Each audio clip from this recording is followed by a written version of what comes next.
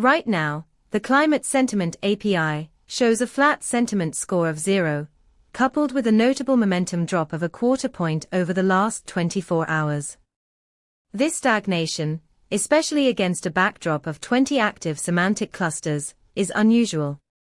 Typically, we see more dynamic shifts, but this pause might suggest a moment of uncertainty in public perception around climate issues. You can leverage this data to identify opportunities for targeted communications or content creation.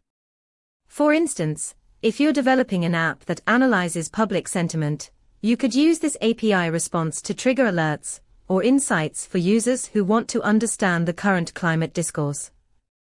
To dive deeper into implementing this, visit pulsebit.lojenterprise.com/docs.